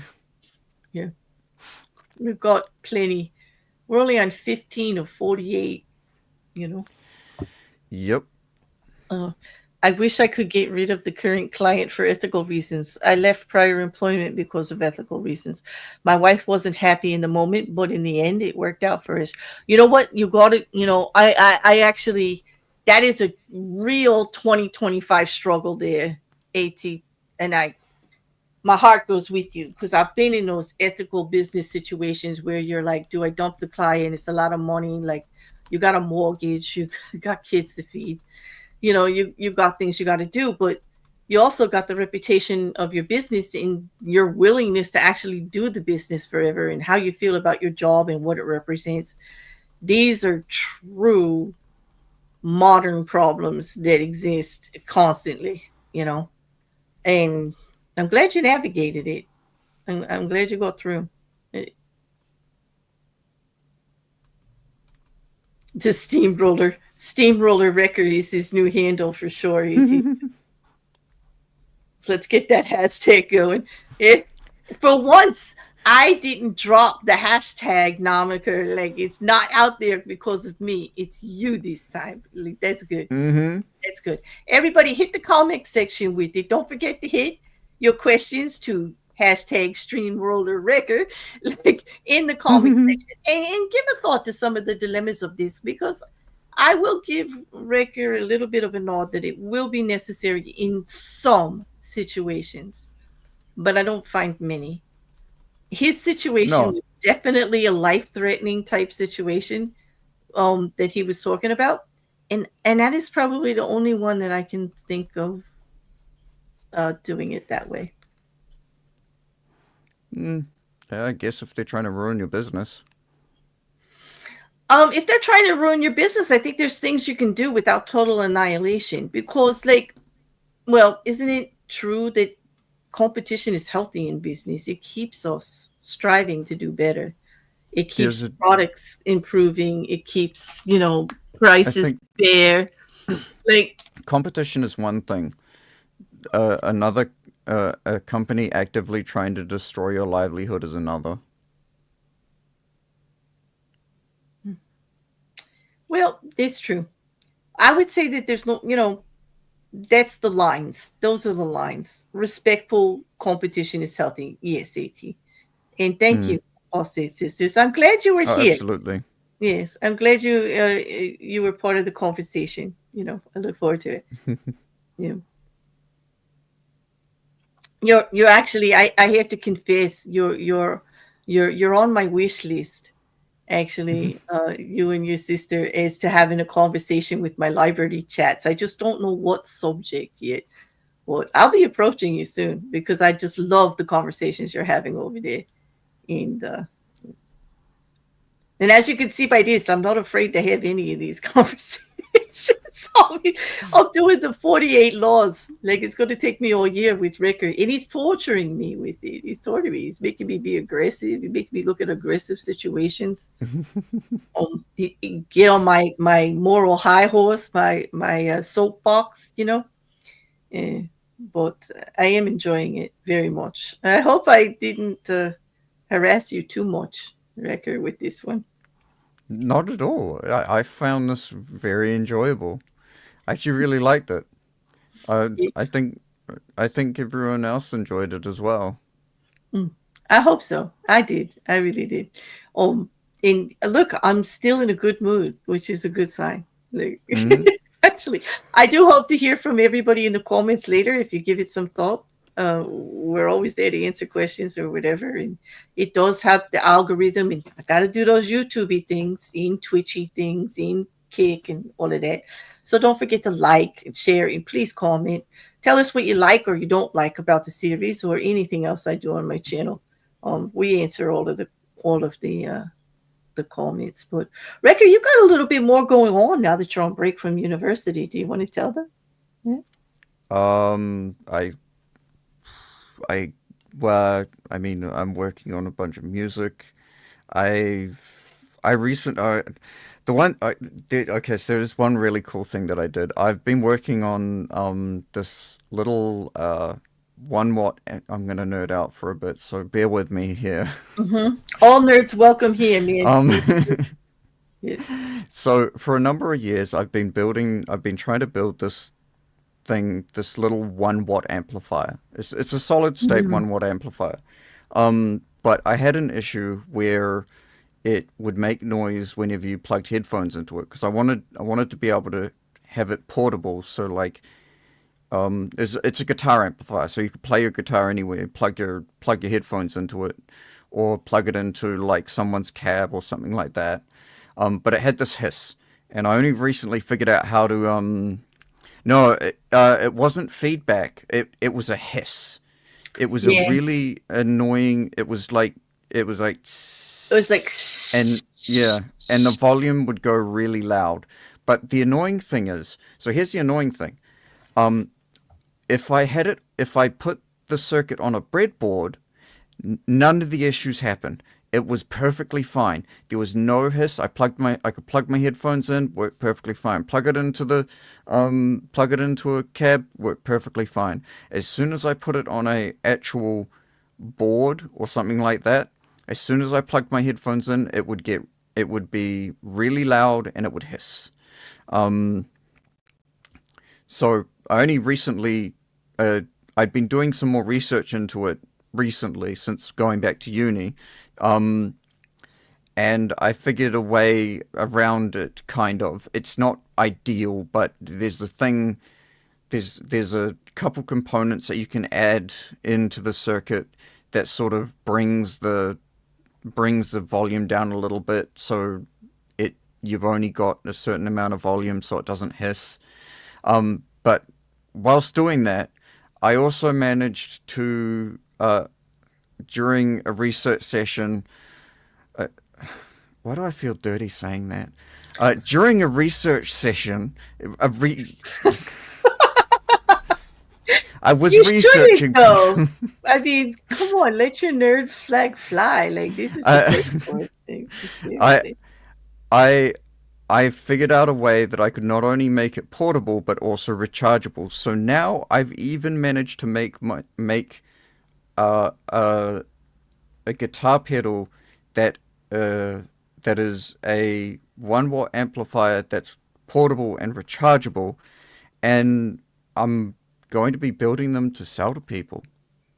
I So think if that's anyone amazing. knows someone that wants like that might want like a 1 watt amplifier, like a practice amp that's portable and rechargeable, Hmm. send them my way.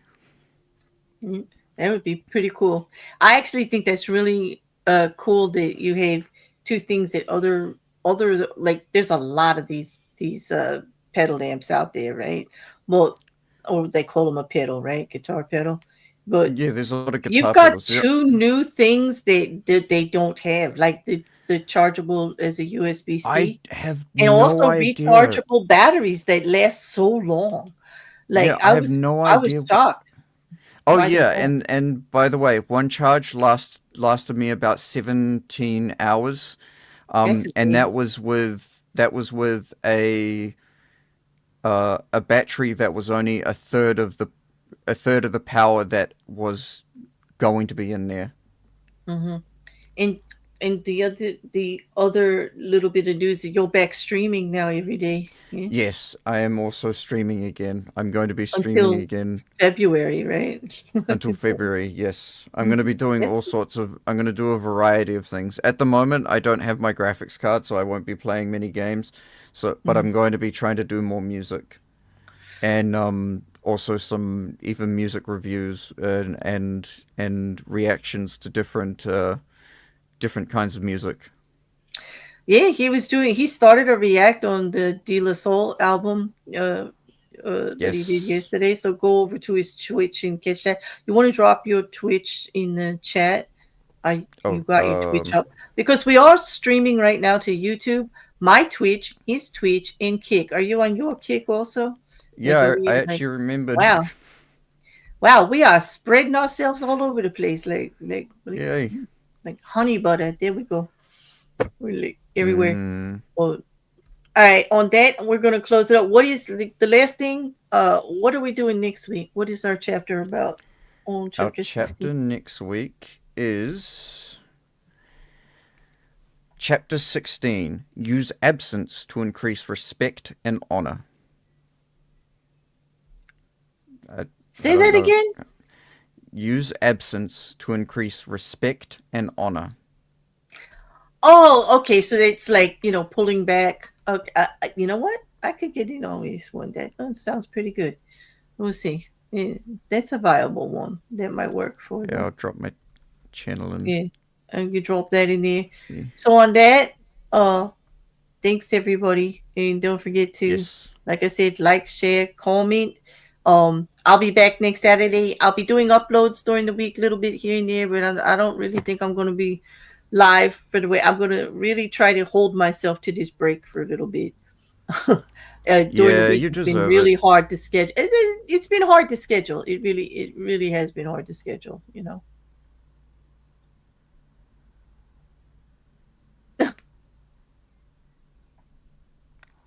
What? Mrs. C said, last words from me, never buy a Mini Copper A Mini unless you got Cooper. money. A Mini Cooper. Why do I think it said Copper? It's a Cooper. I, I don't, I don't have short-sightedness. Why did I see only one? It's that Unless you got steamroller. money. It kind of Yeah, blurs your it is. vision a bit. It is. It is. It's a steamroller. I'm still thinking about the steamroller. I can have So she says dreams. that you shouldn't buy a Mini Cooper unless you got money for the shops because they're a B to work on. Yes, they are. All And European. so are All Europe. all the I don't care. European. You Yep. can. I will die on this hill. All European cars are a nightmare to work on. I've Mm-hmm. never heard. I've never heard a mechanic say, "I love working on European cars." Never, unless they're actually being paid by the company that built the car. In which case, I don't count them as your average mechanic. Well, well, on that, we're going to end it. I think we've covered everything we could possibly cover it.